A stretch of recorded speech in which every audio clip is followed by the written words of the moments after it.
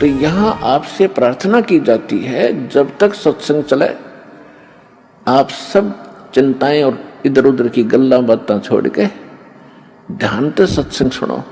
ठीका पूरा होवे जब सब कोई तुझे शरीर, दादू काल पकड़े नहीं जपे जो नाम कबीर।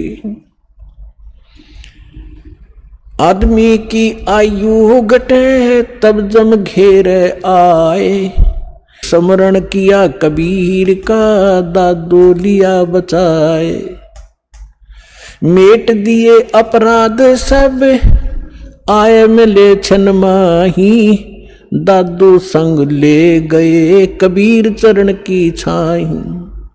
सेवक देव निज चरण का दादू अपना जान, भृंगी सत कबीर ने कीन्या आप समान। दादू अंतर्गत सदा छिन छिन सुमरण ध्यान, वारू नाम कबीर पर पल पल मेरे प्राण। सुन सुन साख कबीर की यू काल नवावे माथे, धन धन तीनों लोक में दादू जोड़े हाथ। केरी नाम कबीर का विखम काल गजराज, दादू भजन प्रताप से ये भाग्य सुनत आवाज। पल एक नाम कबीर का दादू मन चितलाए, अस्थि के असवार को ये स्वान काल ना खाए। सुमरत नाम कबीर का कटे काल की पीर, दादू दिन दिन ऊंचा होवे फिर परमानंद सुख सीर। दादू नाम कबीर की जय कोई लेवे ओटे, तिनको कभू लागे नहीं ये काल बज्र की चोटे। और संत सब कूपे हैं केते झरीता नीर, दादू अगम अपार है ये दरिया सत कबीर। अब ही तेरी सब मिटे ये जन्म मरण की पीर, श्वास उश्वास सुमर ले दादू नाम कबीर। कोई सरगुण में रीझ रहा कोई निर्गुण ठहरोवे, दादू गति कबीर की मोह से कही ना जावे।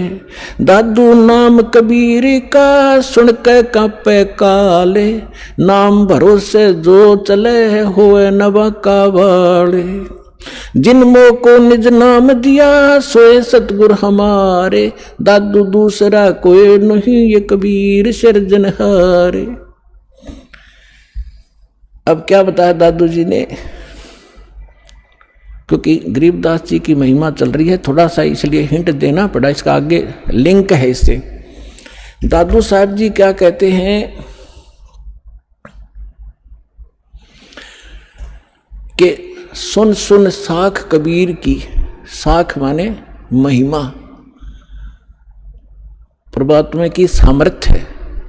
सुन सुनने से जैसे परमात्मा की महिमा जहां चलती है तो काल भी माथा रगड़े कि वो तो समर्थ है। यो काल यहाँ का भगवान जो है, जो भगवान की महिमा कहीं होती है, सच्चाई उसकी सत्य महिमा सुनाई जाती है तो काल भी नाक रगड़े मत्था टेकता है कि हाँ भगवान तो समर्थ ही है, वो कबीर तो पूर्ण परमात्मा है। तो सुन सुन साख कबीर की, काल नेवावे माथ झुकावे माथा, और धन हो तीनों लोक में दादू जोड़े हाथ। फिर देखो कैसी तुलना की है, केरी नाम कबीर का और विखम काल गजराज, दादू भजन प्रताप से यू भाग्य सुनत आवाज। अब 21 ब्रह्मांड का स्वामी है।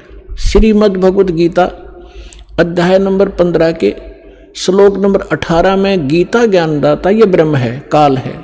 ये खुद कहता है कि मेरे अंतर्गत जितने भी प्राणी हैं उनसे मैं उत्तम हूं, श्रेष्ठ हूं, उनसे तगड़ा हूं मैं, इसलिए मैं लोक वेद के आधार से पुरुषोत्तम प्रसिद्ध हो रहा हूं मैं। क्योंकि जितने भी इसके अंतर्गत प्राणी हैं काल के, ये इन तगड़ा है। ये 1000 कला का, ब्रह्मा विष्णु महेश विष्णु जी 16 कला के, और ये 4 भुजा का वो 1000 भुजा का, यानी इनमें यहाँ के प्राणियों में ब्रह्मा विष्णु महेश हमसे सबसे तगड़े शक्तिशाली है, इनसे भी वो कई गुना शक्तिशाली है। तो ये कोई छोटी शक्ति नहीं है, कहने का भाव ये है। तो यहाँ दादू जी कहना चाहते हैं कि केरी नाम कबीर का, केरी मन बब्बर शेर, और बब्बर शेर कहीं धाड़ मारता हो और हाथी आसपास घूम रहा हो, हाथी इतना भयभीत हो जाता है, लीद कर देता, वो टट्टी कर देता, एकदम इतना डर जाता है, भाजगन की सोचा कि इधर से जान बचे मेरी। तो यहाँ कहने का भाव यह है कि हाथी कोई छोटा प्राणी नहीं है, आम प्राणियों से तगड़ा है, लेकिन उस बब्बर शेर के सामने वो भी फेल है, उसके सामने उसकी कोई अस्तित्व नहीं है। तो यहाँ क्या बताना चाहते दादू साहब जी, ये बताना चाहते हैं कि केरी नाम कबीर है, परमात्मा का जो सत्य मंत्र है। और कबीर साहब को ऐसा समझो जैसे बब्बर शेर हो, और ये काल भी छोटा नहीं है, विषम काल गजराज, गजराज माने हाथियों का राजा, हाथियों में भी तगड़ा हाथी समझ लो। लेकिन दादू भजन प्रताप से ये भाग्य सुनत आवाज, नाम का सिमरन सतनाम जो आपको दिया जाएगा, ये राम का नाम है। राम राम कोई मंत्र नहीं है, राम का नाम, यानी जिससे वो राम प्राप्त हो वो नाम, वो 2 अक्षर का है। सतनाम जिसमें को मंत्र है, एक आपको गुप्त है, वो तत्शब्द वो दिया जाता है। आगे क्या बताते हैं, पल एक नाम कबीर का, जो परमेश्वर कबीर जी ने जो सत साधना बताई है, वो एक पल भी अगर जिसने सत साधना से भक्ति कर रखी हो, पल एक नाम कबीर का दादू मन चितलावे, अस्थि के असवार को स्वान काल नहीं खावे। अब देखो इन महापुरुषों की वाणी को समझना किसी बालक के बस की बात नहीं है। ये महापुरुष पाके पड़े, दादू पंथी, कबीर पंथी, गरीबदास पंथी, किसी ने कख नहीं बताया इनकी वाणी का, ये समझ नहीं सके इनको। पहले तो तुलना की कि परमात्मा को तो केरी बब्बर शेर समझो, और हाथी भी कोई छोटा नहीं है, लेकिन उसके सामने हाथी की कोई अस्तित्व नहीं है बब्बर शेर के सामने। तो हमारे समर्थ भगवान इतने शक्तिशाली हैं इस काल की तुलना। अब आगे क्या बताते हैं कि आप जिन्होंने कबीर परमात्मा की शरण ले ली, आप बैठ गए हाथी पे, और काल को कह रहे हैं, काल को समझ लो डॉग, कुत्ता। हाथी पर बैठे व्यक्ति को वो स्वान हानि नहीं कर सकता किसी भी कीमत पे। अगर हाथी पर बैठे रहे, आप पर नीचे गिर गए, फिर तो पिंडी पाड़ेगा वो। अगर परमात्मा की शरण छोड़ दी तो काल तो खाएगा ही खाएगा, वो तो उसका तैयार बैठा हो। तो जैसे हाथी के ऊपर इंसान बैठा हो और कुत्ते भौंकते रहते हैं, क्योंकि ये बताना चाहते हैं दादू साहब जी कि आप भगवान की शरण में आने के बाद इस काल की रीत से, पहुंच से इतने बाहर हो जाते हो जैसे काल ने समझ लिया फिर कुत्ता, आप बैठ गए हाथी पे, ये तुम्हें किसी भी प्रकार से हानि नहीं कर सकता, निकट भी नहीं आ सकता, आप इतने सुरक्षित हो गए इस कबीर भगवान की शरण। तो यहां क्या बताते हैं, पल एक नाम कबीर का दादू मन चितलावे, अस्थि के असवार को स्वान काल नहीं खावे। स्वान माने कुत्ता, अस्थि माने हाथी पर बैठे व्यक्ति को जैसे कुत्ता हानि नहीं कर सकता, कबीर परमेश्वर की शरण में आने के बाद आपको ये काल कोई दुख नहीं दे सकता। सुमरत नाम कबीर का कटे काल की पीर, दादू दिन दिन ऊंचा हो फिर परमानंद सुखशीर। कबीर साहब का नाम जिसने मिल गया और मर्यादा से चलता रहा, डेली अन्य व्यक्तियों से उभरता चला जाएगा, धीरे धीरे अलग छट जाओगे, कुछ दिनों में समाज से न्यारा घर हो जाएगा आपका, और फिर परमानंद सुखशीर, परमानंद परमानंद। जैसे गीता अध्याय नंबर 18 के श्लोक नंबर 62 में कहा कि अर्जुन तो सर्वभाव से उस परमेश्वर की शरण में जा, उसकी कृपा से तू परम शांति यानी परमानंद को प्राप्त होगा और उस शाश्वत स्थान को प्राप्त होगा। तो यहां दादू साहब जी वही कह रहे हैं कि सुमरत नाम कबीर का कटे काल की पीर, दादू दिन दिन ऊंचा हुआ फिर परमानंद सुखसीर। दादू नाम कबीर की जय कोई लेवे ओटे, तीन को कभू लागे नहीं ये काल कर्म की चोटे। काल के वज्र, जैसे किसी का बेटा मार दिया, किसी का बेटी विधवा कर दी, किसी की टांग काट दी, किसी को कैंसर कर दिया, कहते ये काल के वज्र हैं, ये काल के छुरे हैं, हथियार हैं आपको सताने के लिए। कहते फिर काल के वज्र की चोट आप पर असर नहीं करेगी, आप इतने सुरक्षित हो जाओगे। और संत सब कूप हूं केते दरिता नीरे, दादू अगम अपार है वो दरिया सत्य कबीर। महापुरुषों की वाणी देखो पुण्यात्माओं, गदगद आत्मा हो जाती है। अब उनको ये नकली ये आचार्य शंकराचार्य ये मंडलेश्वर महर्षि न्यू क्या करते होता, अनपढ़ थे, अशिक्षित थे, मूर्खा की भाषा है उनकी ग्रंथों में। इसमें कैसी गजब की तुलना की है कि और संत सब कूप हैं। जैसे दास ने परमात्मा की परिभाषा बताई, तहसीलदार भी साहब है, उसकी जितनी शक्ति है उतना ही मालिक है। डिप्टी कमिश्नर भी साहब है, मंत्री, प्रधानमंत्री, मुख्यमंत्री, ये सारे साहब। तो यहाँ यही तुलना की है कि और संत, जैसे आप सुनते हो कि उस गांव में एक बाबा था, उसने ऐसा कर दिया, एक ने ऐसा कर दिया, छोटे मोटे। कहते ये भी अपनी शक्ति रखते हैं, लेकिन वो कंप्लीट नहीं है, उससे सर्व लाभ नहीं हो सकते। आपका तहसीलदार से मित्रता है तो एक रजिस्ट्री करा सकते हो, साल 6 महीने 2 वर्ष 10 वर्ष 50 वर्ष में एक का काम करा पाओगे, उससे बाकी। और समर्थ की शरण हो जा तो कितना सारे काम होते चले जाएंगे आपके। इस प्रकार क्या बताते हैं, और संत सब कूप हैं। और संत भी तुम बताते हो कि उसने, जैसे कोई विष्णु का पुजारी है और उसने विष्णु की भक्ति करके कुछ शक्ति संग्रह कर लिया, तो उसमें से बांट सकता है, वो थोड़ा बहुत राह देतेगा, लेकिन दोनों नरक में लास्ट में, चेला भी गुरु भी। तो यहाँ कहते हैं और संत सब कूप हैं। और उस महात्माओं को समझो, वो तो एक कुआं है, कुआं केवल पीने का काम ही कर सकता है, सिंचाई में नहीं कामयाब हो सकता। क्या हो गया कि थोड़ा बहुत भी कभी सारा दिन में सींच दिया तो सफिशिएंट नहीं है। और के तेज रीता नीर, यानी कोई झरने से बह रहा थोड़ा मोटा नाला है, वो भी कंप्लीट राहत नहीं दे सकता उस क्षेत्र को। अब यहां बताना चाहते हैं दादू साहब जी कि दादू अगम अपार है, वो दरिया सत कबीर, दरिया है नदी जिसके अंदर पानी का कोई था ही नहीं, उसमें कुएं भी बना लो, नाले भी निकाल लो, नहर भी निकाल लो, नहा भी लो, धो भी लो, सिंचाई भी कर लो, फिर भी फालतू पानी रहे। तो ऐसे समर्थता बताई है कबीर भगवान की, परमेश्वर की, आदरणीय दादू साहिब जी ने। और संत सब कूप हैं केते झरीता नीर, दादू अगम अपार है वो दरिया सत्य कबीर।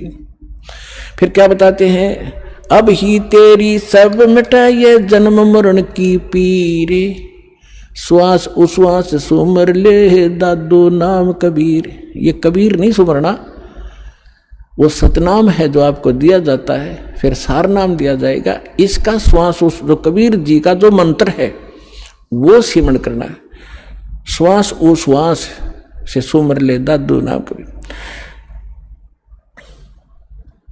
दादू नाम कबीर का सुन के कापे काले, नाम भरोसे नर चले हुए नवा का बाड़। कबीर साहब का जो मंत्र है इसका सिमरण करते रहना, यो काल आपका कुछ नहीं बिगाड़ पाएगा। जिन को निज नाम दिया सोए सतगुरु हमारे, दादू दूसरा कोई नहीं ये कबीर सिरजनहारे। तो अब जो दास साहब को गरीबदास साहिब जी की कथा सुनाना चाहता था, अब जैसे गरीबदास जी की कथा सुना रहा है, इसको आगे बढ़ाते हैं। अब इसको जैसे नानक साहिब जी को परमात्मा मिले थे जिंदा महात्मा के रूप में, सचखंड से आए थे। नानक साहिब जी सुल्तानपुर नाम का एक नगर है, शहर है, उसमें एक राजा था, नवाब था, उसके यहाँ नौकरी करते थे खजाने में। और वो प्रतिदिन नदी पर स्नान करने जाया करते थे। एक साथ में नदी बहती थी, बेई नदी बोलते, बेई, उसमें स्नान करने जाया करते थे। वहां परमात्मा आए थे, जिंदा महात्मा के रूप में। उनको बहुत सी ज्ञान चर्चा गोष्ठी हुई। पहले नानक जी ने अपना ज्ञान बताया, फिर परमात्मा ने बताया। नानक साहब जी ने कहा भी मैं आँखों देखूं तब बाबा जी तेरी गल मानूं। परमात्मा बोले ठीक है। अब नानक साहब जी ने कहा कि मैं इस दरिया में छुपूंगा, मुझे खोजना। तो उन्होंने डुबकी लगाई, गिल्ले परमात्मा ने लगा दी। उनके शरीर को अंतर्ध्यान करके अब स्ट्रीम में ले गए जिधर से जल आ रहा था। वह उपस्थित लोगों ने देखा कि नानक जी मर गए, डूब गए, डुबकी लगाई थी, बाहर नहीं आए।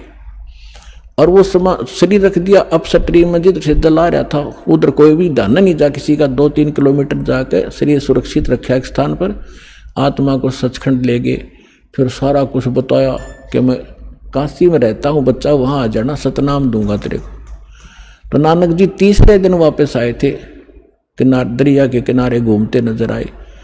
फिर पहली उदासी उन्होंने बनारस की थी कि खोजूं तो जाकर देखूं वहाँ भगवान अर्धानक रूप में कैसे हो सकता है, कुछ जच्चे कुछ ना जच्चे। जब सामने जाकर देखा वो है जो सकल जिंदा महात्मा वाली यो बैठा भगवान दानक रूप में, जलाए रूप में। भाई सूरत मुल्क की वेश ए ठगवाड़ा ठगी देश खरा सियाणा बहुता बारी धानक रूप रहा करता। अब हम गरीबदास जी की कथा सुनाते हैं। तो क्या हुआ, 3 वर्ष के बाद बच्चे को कोई कहे इसका सब झाड़े फूक लो आए, पता नहीं कहाँ कहाँ ले गए, वैद्यों को दिखाया, सब ने कोई भूत प्रेत का साया बताया, सब फेल हो लिया। आखिर में थक लिए, 3 साल में कुछ असर नहीं हुआ। एक दिन कोई दादू पंथी, एक गोपाल दास नाम का लाला जी था, और वो घर त्याग कर सन्यासी हो गया था, बाल बच्चों को अपना जिम्मेदारी सौंप के, और लाल कपड़े पहने हुए थे। दादू पंथ से दीक्षित था। वो किसी भगत के यहाँ आया करता था, उसका चेला था छुडानी में। जब वो आया 2-3 वर्ष के बाद, ऐसे कई वर्ष में चक्कर लगाता था, तो उस भगत ने, उस गांव वाले ने कहा कि महाराज जी हमारे एक लड़की का लड़का ऐसे ऐसे एक संत ने कुंवारी गाय का दूध पियाया था, वो जंतर मंतर का, और उसके जंतर मंतर कर दिया तो मृत्यु को प्राप्त हो गया था। सुन ली भगवान ने, उसके सांस शेष थे, बच गया। अब वो पागल हो गया। और कहा जाता है कि संत की विद्या को संत ही काट सकता है। अगर आप कुछ दया करो तो बच्चे को बुलाऊं।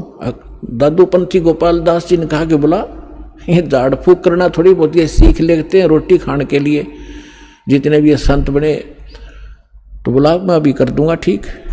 अब उसने जाकर के उस चौधरी साहब को कहा, उनके नाना जी को, शिवलाल नाम था उसका, शिवलाल, कि शिवलाल जी हमारे पास एक महात्मा आते हैं, बड़े पहुंचे हुए हैं, और वो कहते हैं बच्चे को दिखा दो, मैं ठीक कर दूंगा। 5-7 और बूढ़े बुजुर्ग उसके साथ। गरीबदास 13 वर्ष के बालक को लाकर खड़ा कर दिया।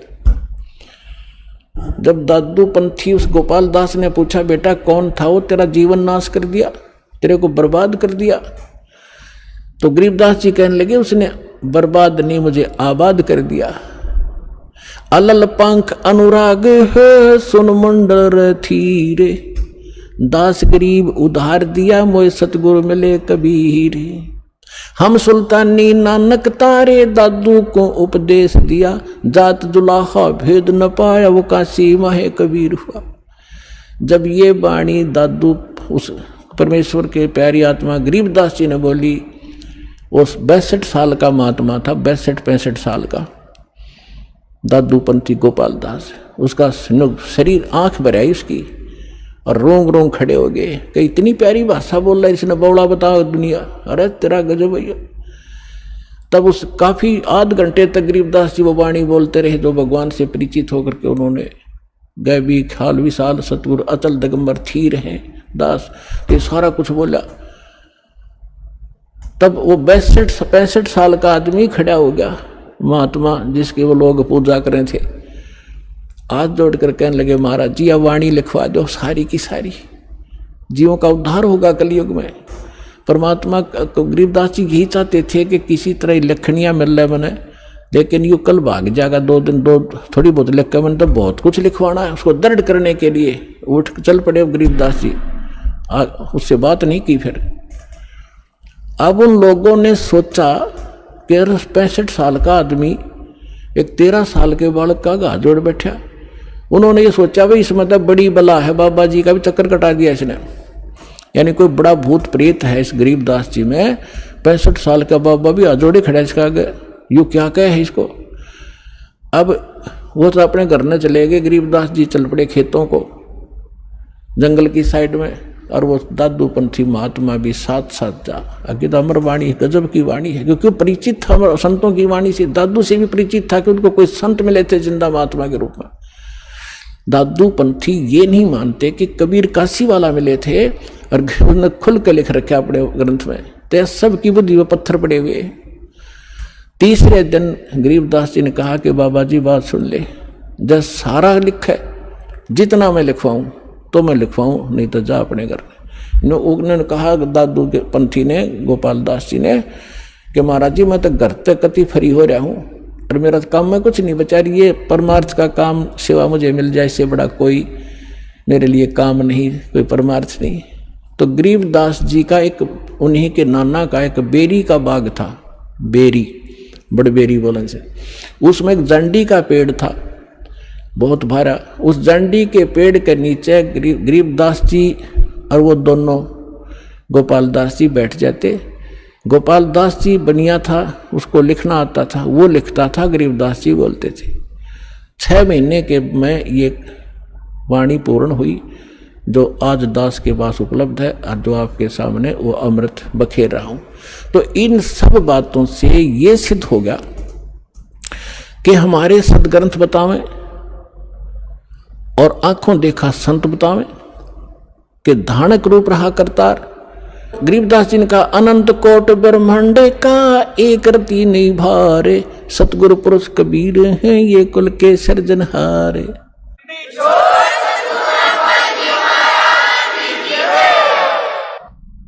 परम पिता परमात्मा पूर्ण ब्रह्म सारी सृष्टि के रचनहार कुल मालिक कबीर परमेश्वर जी की असीम रजा से आप सभी पुण्यात्माएं सतलोक आश्रम बरवाला जिला हिसार हरियाणा के अंदर पहुंच पाए। जिस आत्मा के ऊपर परमात्मा विशेष प्रसन्न होते हैं उन्हीं को ऐसे शुभ स्थान और शुभ समागम उपलब्ध हुआ करते हैं। सकल पदार्थ हैं जग माही और कर्महीन नर पावत नाहि। पुण्यात्माओं, आप बच्चे हो, विद्यार्थी हो, टीचर को पता होता है कि यदि ये विद्यार्थी अच्छी तरह शिक्षा ग्रहण करके परीक्षा में सफल हो गए, इनका जीवन बहुत ही उज्जवल होगा, इनका भविष्य, इनको अच्छी नौकरियां मिलेंगी, बड़े सुखी रहेंगे। लेकिन उस समय बच्चों को वो बात नहीं याद रहती कि हम किस लिए पढ़ रहे हैं, और वो अच्छे विद्यार्थी जो होते हैं टीचर के बताए प्रत्येक क्लास वर्क होमवर्क को करते ही रहते हैं, तो सफल हो ही जाते हैं, फिर उनको वो वस्तु प्राप्त स्वाभाविक हो जाती है। आप वो विद्यार्थी हैं जिनको जन्म और मरण के रोग से छुटकारा पाने का और सतलोक के अंदर जाकर के वो स्थायी सुख प्राप्त करने का शुभ अवसर प्राप्त हुआ है। इसमें यदि आप उन विद्यार्थियों की तरह लगन से इन सभी क्रियाओं को करते हुए संसार छोड़कर चले गए तो आपको वो स्थान प्राप्त होगा जो आज तक हजारों वर्षों तक ऋषि महर्षि प्रयत्न करके निष्फल रहे। तो आप कितने पुण्यकर्मी हो, आप कितनी पुण्यात्मा हैं। लाल की कीमत का लाल को ज्ञान नहीं होता, जौहरी बताया करता है। ये दास जौहरी है, आप उस परम पिता के लाल हो। आपको मालूम नहीं, इस दास को मालूम है। आपके लिए वो परमात्मा कितने भटक रहे हैं, आपने काल की भांग पी रखी है। आप जी को केवल यहाँ के संसारिक सुख दिखाई देते हैं।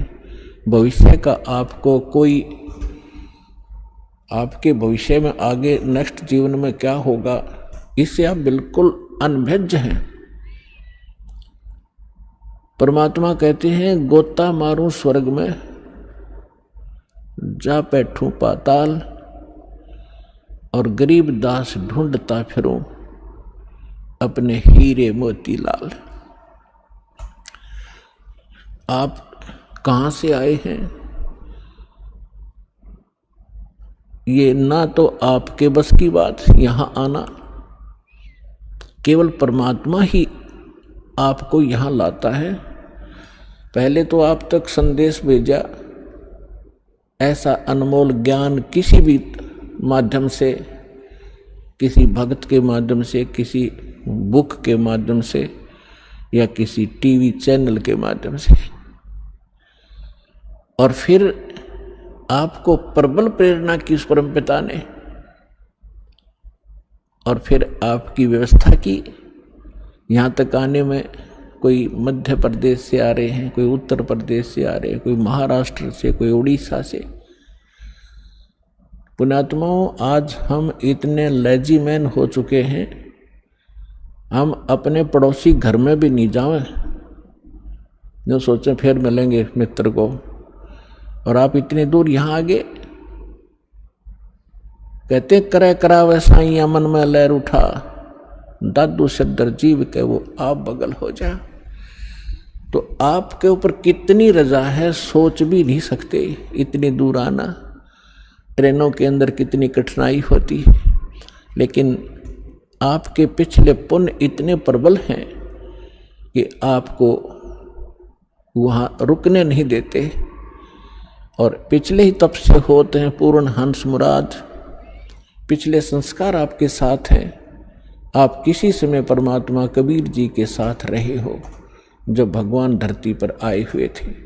उस समय आप अशिक्षित थे, आप परमात्मा को परमात्मा नहीं मान सके, लेकिन परमात्मा से प्राप्त उन साधनाओं को करते रहे, मोक्ष प्राप्ति नहीं कर सके, लेकिन आपको परमात्मा ने इतना पुण्य युक्त कर दिया उस समय।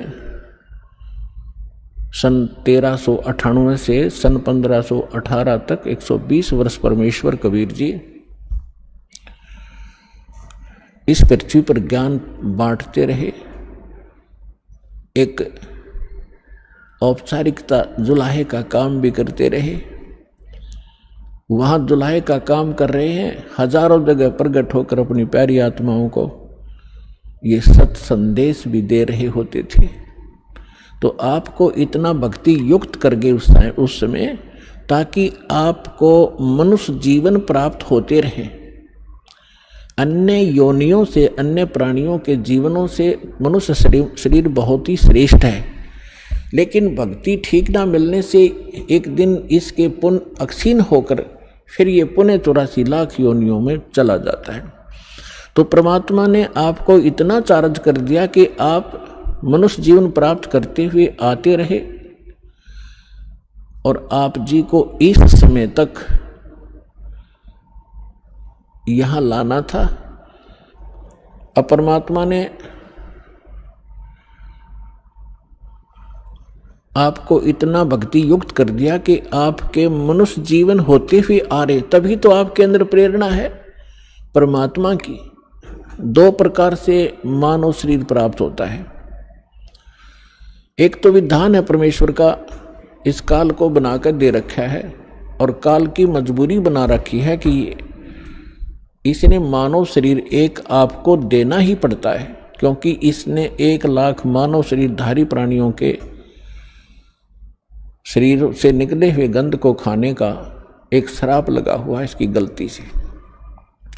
2 प्रकार से मानव शरीर प्राप्त होता है। एक तो टर्न वाइज, यानी परंपरागत प्राप्त होता है। 84 लाख प्रकार के इन शरीरों में कुत्ते, गधे, मक्खी, मच्छर, पशु पक्षियों के जीवनों को भोगते हुए एक मानव शरीर प्राप्त होता है। तो जो ऐसे प्राप्त मानव शरीर प्राणी है, है तो वो भी अच्छी किस्मत जो, क्योंकि पीक प्राइम टाइम में जन्मा है, लेकिन उसके अंदर भक्ति की कसक नहीं होती।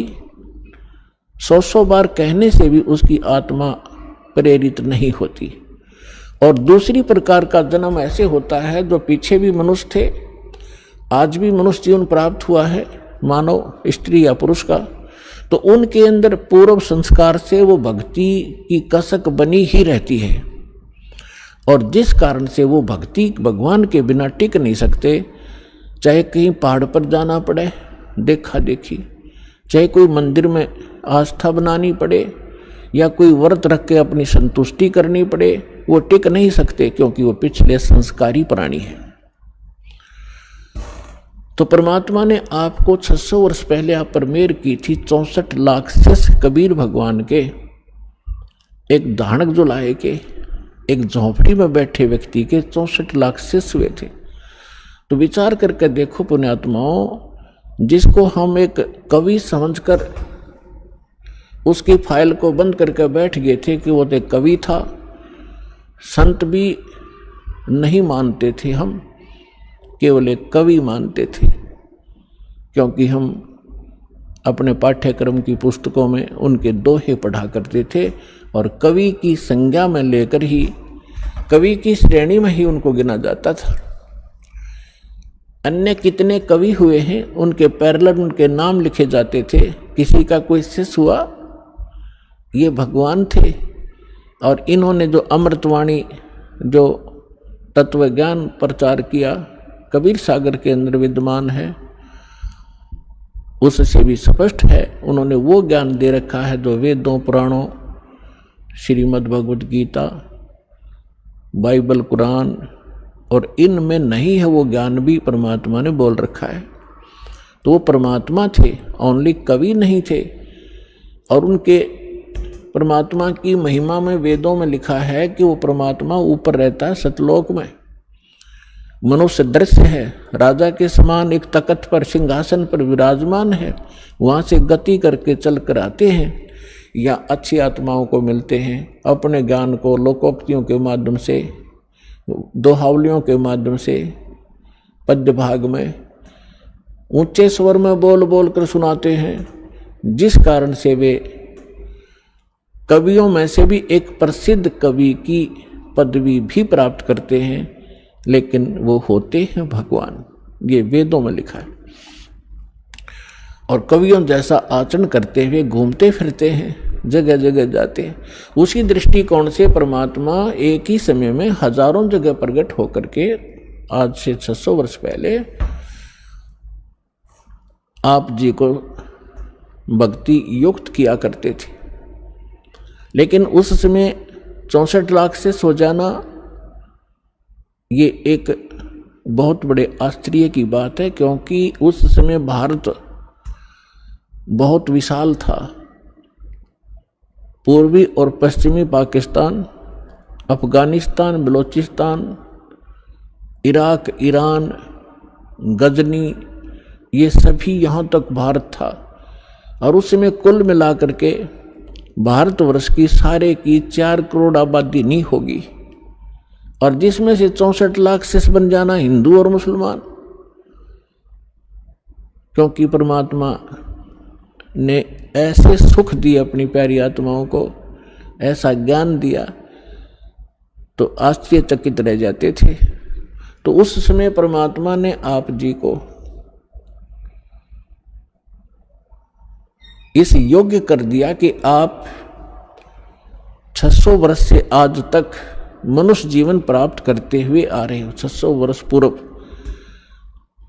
और जिसमें लगभग आपने 10-15 मनुष्य शरीर प्राप्त कर लिए कंटिन्यू। और यदि आज ये समय आपको ना मिलता और ये भक्ति आपको ना मिलती, तो आपका जो लास्ट मनुष्य जीवन था, आप फिर 83 लाख योनियों में चले जाते। इसलिए परमात्मा बड़े दयालु हैं। उनका जो किया हुआ प्रत्येक कार्य वो बहुत ही सफल होता है। उसी के वचन से सब कार्य हो रहा है।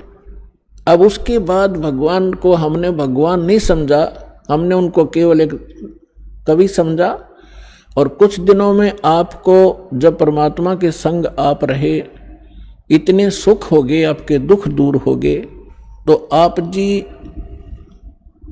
परमात्मा से दूर होने लगे। जब इंसान सुखी होता है इस लोक के अंदर, वो पहला काम ये करता है कि भगवान से दूर होता है, बकवादें ग्रहण करता है। तो जब हम सुखी हो गए, सभी सुख हमें बहुत देता है क्योंकि तो सुख सागर है, तो हमारे मन में दोष उत्पन्न होने लगे, परमात्मा के अंदर भी हमने कुछ गड़बड़ निकालने लगे। तो परमात्मा कबीर जी ने एक लीला की थी और उस लीला में हम सभी एक परीक्षा ली थी हमारी, हम फेल हो गए और हम यहीं रह गए। अब काल ने कैसा जुल्म किया, किसी को कहीं पटक दिया, किसी को हरियाणा में, किसी को राजस्थान में, किसी को मध्य प्रदेश में, किसी को उड़ीसा में, भाषा भी ना समझ में आवे, किसी को नाइजीरिया में, किसी को अमेरिका अफ्रीका में। उन प्यारी आत्माओं को जो परमात्मा की भक्ति किया करते थे, उन्हीं में से ये सारे अफसर बने हुए हैं, राजा बने हुए हैं, एमएलए एमपी बने हुए हैं, क्योंकि पिछले पुण्य के बगैर ऐसे उच्च पोस्ट प्राप्त नहीं होती।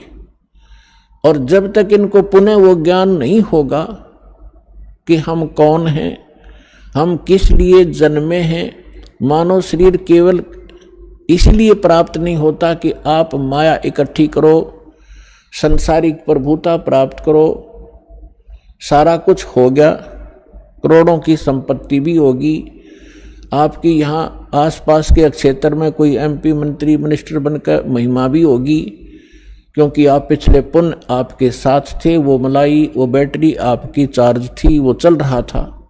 फिर आपकी मृत्यु हो जाएगी और नेक्स्ट जीवन क्या होगा, फिर कुत्ते की योनि में, गधे के शरीर में यहाँ भटक रहा होगा। तो खाक वो संपत्ति क्या काम आई आपके, और क्या वो महिमा ने आपका साथ दिया। चाहे आपकी मृत्यु के उपरांत यहाँ पर कोई आपका बुत बनाकर, आपका तस्वीर बनाकर सालाना, चाहे आपके उस देश के लोग उस पर बेशक माला अर्पित करते रहें, आप गधा बनकर धक्के खा रहे होगे। तो जब हमें ये पता चलेगा, तब हम सभी, चाहे कोई किसी पोस्ट प्राप्त है, कितना धनी है, चाहे गरीब है, उसको फिर इस बात से चिंता बनेगी कि सचमुच ये तो हो ही रहा है।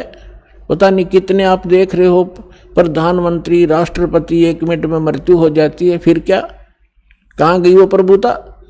आगे का इनको पता नहीं, आगे का उन परमात्मा ने बताया और परमात्मा से परिचित जिन महापुरुषों ने बताया, वो हमारे सदग्रंथों में विद्यमान है, जो अटल विधान है। उसको कोई ना मानेगा, उसके ना मानने से विधान समाप्त नहीं होगा, और जो स्वीकार करेगा वो आने वाले कष्टों से बच जाएगा। अब दास जो बताना चाह रहा है, अब कितने दयालु है परमेश्वर, आपके पास कहाँ कहाँ संदेश भेजा। परमेश्वर ने 600 वर्ष पहले कहा था, जब धर्मदास जी जो उन पुण्यात्माओं में से हैं जिनको भगवान मिले थे, सतलोक दिखाया था, जहां भगवान रहते हैं उसे परिचित कराया था। तो 600 वर्ष पहले परमात्मा ने धर्मदास जी के पूछने पर कहा था, प्रश्न के उत्तर में बताया था कि धर्मदास जी बहुत चिंतित हो गए थे इस बात से कि परमात्मा ने कहा था कि धर्मदास मेरी लाख दुहाई, ये मूल ज्ञान कहीं बाहर न जाए। और मूल ज्ञान बाहर जो पढ़ी, ये बिचली पीढ़ी हंस नहीं तरही। और मूल ज्ञान तब तक छुपाई जब तक ये 12 पंथ ना मिट जाए। फिर धर्मदास जी से कहा था कि धर्मदास मेरी लाख दुहाई, ये सार नाम कहीं बाहर ना जाए। सार नाम बाहर जो पढ़ी, ये मेरी बिचली पीढ़ी हंसनी तरही। अपने आत्मा जब आप परमात्मा के साथ थे वो 64 लाख तो पहले आएंगे, उसके बाद फिर जो अन्य पुण्यात्माएं आपके घरों में जो आएंगी, आपके संतान रूप में, आपके कोई नाती रूप में, पोता या पोती रूप में, वो तो अलग से आएंगी। बहुत अच्छी आत्माएं आपके घर जन्म लेंगी जो परमात्मा के स्टॉक में पहले से रखी हुई है। उस परमात्मा कबीर जी का इस काल के प्रत्येक लोक में 21 ब्रह्मांड में एक गुप्त स्थान है जहाँ पर उन पुण्यात्माओं को परमात्मा ने रखा हुआ है जिनको पिछले कलयुग में सार नाम प्राप्त हो गया था, वो पार हुए नहीं और फिर वो काल के हत्थे चढ़ गए थे। क्योंकि इस ज्ञान से आपकी आत्मा में ऐसा दृढ़ निश्चय अवश्य हो जाएगा कि ये सुख जो है, चाहे राष्ट्रपति बन जा, चाहे प्रधानमंत्री बन जावा, और भले ही हम कोई देव पद प्राप्त कर लें, आपकी आत्मा धिक्कारेगी उसको। तो कबीर साहब के साथ ना जाने करके कुछ अच्छी आत्माएं जिनको सार नाम प्राप्त हुआ था किसी कलयुग में, तो वो पार ना हुई, दूसरे संस्कारवश किसी लोक में चले गए। तो उसके लिए परमात्मा कहते हैं शिव मंडल ब्रह्मापुरी। शिव मंडल ब्रह्मापुरी चाहे विष्णु लोक में हो, हमरे गुण भूला नहीं तो आंड छुटाऊं। तो जैसे कोई भक्त इस ज्ञान से परिचित और किसी कारण से नाम खंडित हो जाने से उसकी मृत्यु हो जाती है, तो वो कहाँ जाता है? आपको प्रथम मंत्र में श्री ब्रह्मा जी, श्री विष्णु जी, श्री शिव जी, श्री गणेश जी और श्री दुर्गा जी आदि इन देवों के वो मूल मंत्र दिए जाते हैं जिनसे आपको बहुत लाभ मिलना है। तो उस कारण से आप पार ना हो गए तो इनके लोकों में जाओगे वो सुख भोगने के लिए जो आपको इस प्रथम मंत्र के बेनिफिट प्राप्त हुआ है। ये लाभ आप वहाँ अक्षीण करने चले जाओगे। वहाँ जाकर आपको याद आएगा कि ये तो गुरुजी बताया करते थे कि हमने यहाँ का देव पद भी नहीं लेना, राज्य पद प्राप्त नहीं करना, यहाँ हमारे पुण्य नाश होते हैं। तो वहाँ जाकर फिर वो रोते हैं। और ये जो प्राइम टाइम होता है इसका सीमा है। जैसे अब जो बिजली पीढ़ी चली है इसका समय निर्धारित है, उसके बाद ये भक्ति नहीं रहेगी। इस बीच जो निकल गया सो निकल गया। तो वो भक्ति जो युग है उसका समय समाप्त हो चुका होता है और उनकी मृत्यु हो जाती है। वो कोई ब्रह्मा जी के लोक में जा रहा होता है, कोई विष्णु जी के लोक में, कोई गणेश जी के यहाँ अपने इन मंत्रों के पुनों के आधार से, भक्ति के आधार से इनको वहाँ खाता है, बर्बाद करता है। तो वहाँ वो रोते हैं। तब परमात्मा जाते हैं, उनको वहाँ से छुड़वा कर लाते हैं। उनको उस समय मनुष्य दोबारा जन्म नहीं देते, उनको अपने पास स्टॉक में रखते हैं। उनके ऊपर इतना रहम हो जाता है कि अब उनका जन्म आपके घरों में होगा। आपके बेटा बेटी, आपके पोता पोती के रूप में सबके घर वो पुण्यात्माएं आएंगी। उनके संस्कार इतने गजब के होंगे, इतने अच्छे होंगे कि उनको किसी प्रकार का कोई कष्ट नहीं होगा उनके जीवन में। और उनको जन्म से ही मंत्र मिलेंगे, 3 वर्ष के होते ही भक्ति करेंगे और 8 वर्ष का होते उसको सतनाम मिलेगा। और फिर 12 वर्ष के बाद, 13 वर्ष के बाद अंतर ही उसको सारनाम प्राप्त होगा। अब के वो मोक्ष प्राप्त कर जाएंगे। आप भी करोगे क्योंकि ये भक्ति युग प्रारंभ हुआ है। और या तो इसी जन्म में पार हो जाओगे, देखो कोशिश करना कि इसी जन्म में पार हो, फिर तो फिर ही होता है। नेक्स्ट लाइफ का, नेक्स्ट जीवन की सपने में भी इच्छा मत रखना। फिर भी किसी कारण से पैर फिसल जाता है तो वो फिर तुरंत ही मनुष्य जीवन प्राप्त करके तुरंत ही भक्ति पर लग जाता है। अपनी आत्मा देखो आप भक्ति और इस अध्यात्म मार्ग से परिचित नहीं है। अब जैसे यहाँ कितने दुखी भक्त आते हैं, रोगी आते हैं, सब जगह जवाब मिल जाता है, वो यहाँ लेकर आते हैं, हमारे भक्त उनको समझाते हैं कि चलो आप वहाँ ठीक हो जाओगे। तो वो केवल ठीक होने के उद्देश्य से जो आते हैं और वो ये सोचते रहते हैं कि हम ठीक हो जाएं, बस इतना ही हमें चाहिए, तो उनको परमात्मा राहत शीघ्र नहीं देगा। आप ये उद्देश्य लेकर आओ, इस ज्ञान को समझाओ, जिसको भी आप लाते हो अच्छी बात है, ज्ञान समझाओ और ज्ञान समझा कर फिर उनको नाम दिलाओ, फिर परमात्मा तुरंत हाथ पकड़ लेता है। और यदि ऐसे ले आते हैं और वो इस उद्देश्य से आते हैं, बुरी बात नहीं है, अच्छा है। यदि वो व्यक्ति नाम, क्योंकि नाम तो हम देंगे ही देंगे, समाधान तो बाद होगा, तो पहले मंत्र दे देंगे। अब नाम जिसने मिल गया और अंतिम सांस गिने, मरना तो उसने था ही, इस मंत्र को एक बार पूरा बोल दे, सुन ले, वहां पर ना बोल सके और मृत्यु हो जा तो भी उसको मनुष्य जीवन मिलेगा, उसमें बीज भक्ति का बूगा। हमने असंग जन्म हो गए, जन्मते मरत्या ने, धक्के खात्या ने, और अब मनुष्य जीवन प्राप्त होगा तुरंत ही 10वें महीने यहाँ सतलोक आश्रम बरवाला में आ लेगा और उसका फिर जीवन शुरू हो गया।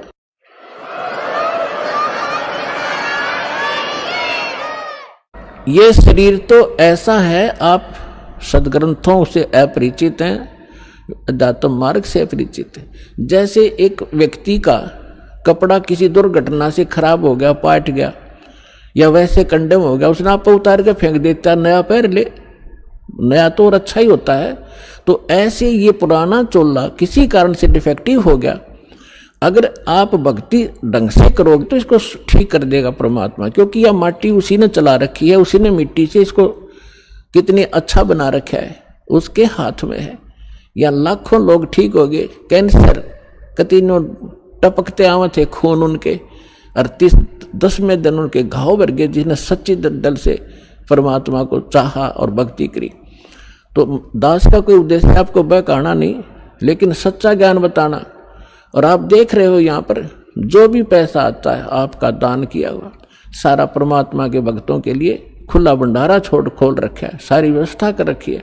केवल परमार्थ के लिए परमात्मा ने दास को भेजा है। आप भगवान के बच्चे हो, दास भगवान का नौकर है, और नौकर को हमें हमेशा डर बना रहता है कि भगवान के बच्चों को, मालिक के बच्चों को ऐसी दाना हो जा जिससे मालिक रुष्ट हो जा, उसकी नौकरी को खतरा ना हो जा। तो दास इस उद्देश्य से आपकी सेवा कर रहा है। आप सच्चे दिल से जब भक्ति करोगे आपका मोक्ष होगा।